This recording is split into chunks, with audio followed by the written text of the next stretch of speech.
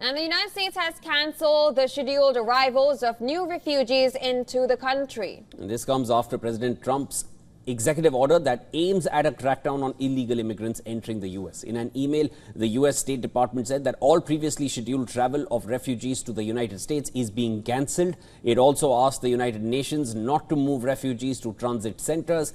However, the State Department added that refugees already resettled in the U.S. will continue to receive services as planned. State Secretary Marco Rubio said that the U.S. will no longer undertake any activities that facilitate mass migration. Trump's executive order stated that he is suspending refugee admissions as of January 27th, while ordering a report on how to change the program by giving greater involvement to states and local jurisdictions. On Wednesday, the U.S. Congress passed President Donald Trump's bill aimed at the detention of illegal immigrants accused of theft. The bill was passed after 263 House of Representatives voted in favor, while 156 voted against the bill. Interestingly, several Democrats also voted in favor of the bill. This is a good bill. It's a common sense law enforcement bill. Simply states, minor level crime now, local law enforcement can contact ICE to get these people detained, processed, and deported. These people, these criminals that come across that inflict violence on American families, they just get more and more emboldened. In the midst of this, the Pentagon has deployed 1,500 soldiers to the U.S.-Mexico border. It also added that it will be providing military aircraft for Department of Homeland Security that will facilitate in deporting 5,000 detained migrants. Further, the soldiers will also be assisting Border Patrol agents in the construction of barriers.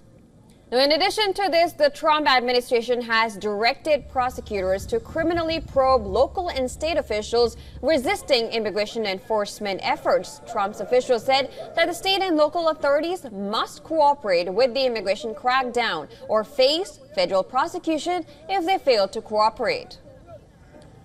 Meanwhile, several migrants stranded in Mexico are now fearing for their safety. This comes after the Trump administration cancelled the appointments made through the CBP One app launched under the Biden administration. Hours after Trump's inaugural address, a migrant from Honduras was stabbed with a knife and was later taken to a local medical facility.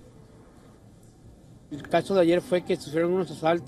thing that happened yesterday was that there were some robberies. My Guatemalan friends were robbed, and honestly that makes me a little scared. Not only me but the rest too. We are 3 relatives, we are 3 cousins, and well, honestly that scares us if we go out looking for work late or walking in the streets.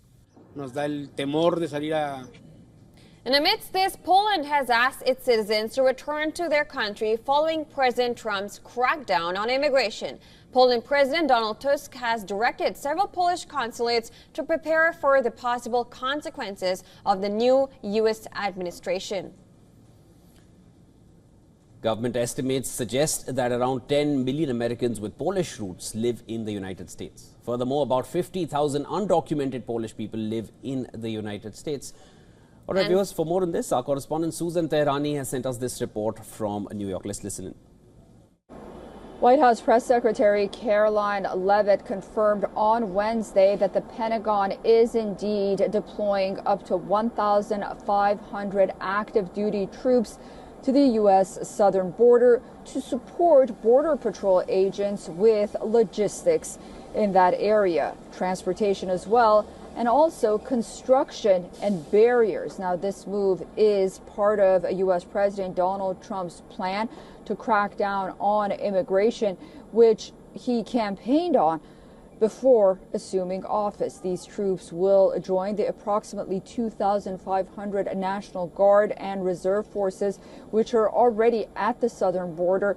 It's unclear whether or not they'll also be involved in any new enforcement, as this would be a significant departure from their typical role. Now, the deployment is expected to, as I mentioned, support Border Patrol agents who are struggling at this point to cope with migrants seeking refuge illegally here in the United States. Susan Tehrani reporting from New York for WION World is One.